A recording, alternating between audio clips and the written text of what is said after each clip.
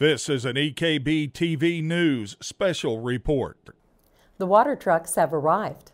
Good evening. I'm Cindy Mae Johnson with an update to our EKB News special report on today's water emergency.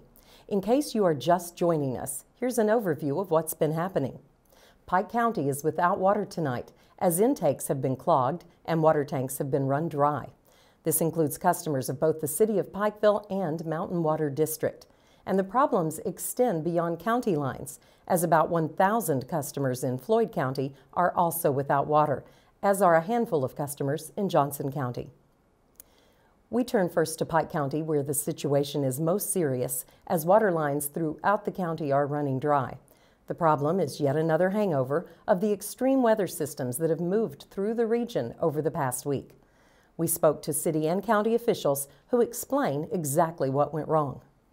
Basically a system-wide outage for Mountain Water District due to various problems. Some of it's related to frozen pipelines on customer sides that had broken and basically bled the system out. The other problem is they're unable to make water at the water plant because of the intakes being blocked with debris and ice. The problem is, just being very candid, is with the inclement weather that came in, we have the river, that some areas of the river was freezing up, some areas of the creeks froze up, so you have all the ice that came into the river. On top of that, the dam is doing controlled releases, which is stirring up the mud and the sediment. So the intake system that pulls the water down around the Allen Creek Bridge into the city's water system is completely clogged up. So the telemetry has stopped working at all. We have a backup pump that we put in. The river's in such a condition that the backup pump also clogged. But even after we get that plug hooked up, the fear is with the depletion of the water as we have encountered over the past couple of hours, it takes a couple of hours to get the tanks filled back up at the water treatment plant. It takes a couple of hours to treat the water, and then you have to send it to the tank for it to distribute to the other tanks. So it's going to be at least till tomorrow until we get partial capacity back up and running, which we think we can get back to possibly a half, but probably 2 weeks before we're able to get actually back up and running at full capacity. In Floyd County, the situation is not quite as dire, but about 1,000 Southern Water customers are without service tonight, as that utility has taken steps to keep from running out of water. Floyd County Rescue Squad Captain Tim Cooley said earlier today residential water line breaks have depleted the system to the extent that the utility made the decision to shut down in order to refill its tanks. The outage could last anywhere from a few hours in some areas to 3 days in others. Cases of bottled water are currently being distributed in the affected areas. The situation is much better in Johnson County, where outages are said to number in the dozens rather than hundreds or thousands.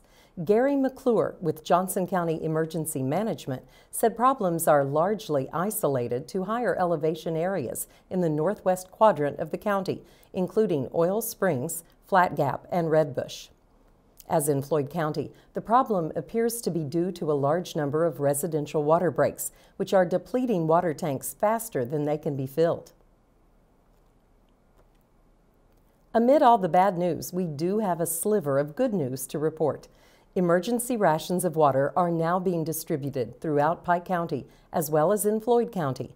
A semi-load of water arrived in Pikeville this afternoon, and lines began to form well before the distribution began at 4:30. City Emergency Management Director Paul Maynard says the city is limiting the amount of water per family.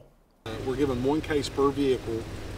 Right now we're kind of limiting it because we're anticipating hopefully that we can get some water service back restored in the morning. So we're limited to 1 case, but we do have the capability tomorrow to get more water in here if need be, and we will open the distribution center again. Here's a list of water stations in Pike County. Pikeville Fire Station number 1, Belfry Fire Department Station 1, Big Creek Fire Department, Blackberry Fire Department Station 2, Elkhorn Fire Department, Feds Creek Fire Department Station 1, Johns Creek Fire Department Station 1, Kimber Fire and Rescue Station 1, Marrowbone Fire Department Station 1, Millard and East Shelbyana Fire Department 1, Phelps Fire Department Station 1, and Shelby Valley Fire Department Station 1.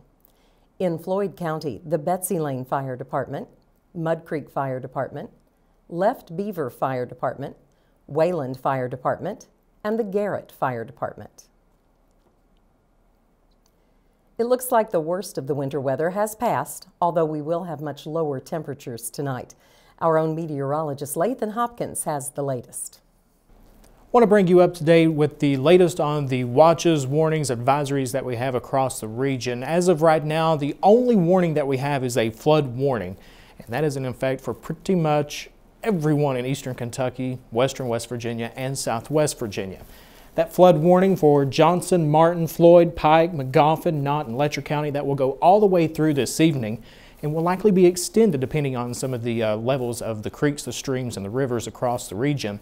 For Mingo and Logan counties, also Buchanan and Dickinson counties, that flood warning will go in effect all the way through this evening as well. Really, the only area not included in the flood warning is Wise County down in southwest Virginia. So we are not alone when we are talking about the high water issues that we have across the region. Now, yesterday with the heavy rain, really concerned with the creeks and the streams. Today, we're going to focus on the rivers for just a little bit because we could see those begin to creep up here over the next couple of days. Now, this is the Leviza Fork at Pikeville. Currently, it was about 17 feet, just a little over 17 feet at last check. Now, this is still well below flood stage, which is at 35 feet.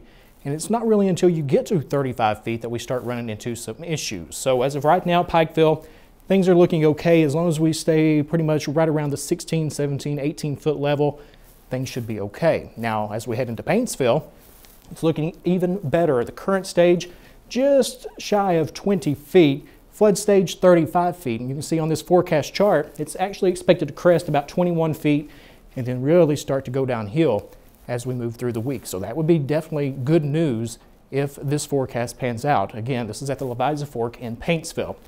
We will continue to keep you up to date with the latest on that. The good news is this is a 5-day forecast that a lot of folks want to see. Of course, we could see a few flurries overnight tonight, maybe a couple of snow showers. Temperatures tonight, 15 degrees. Take it easy on the roads. A lot of water on the roads.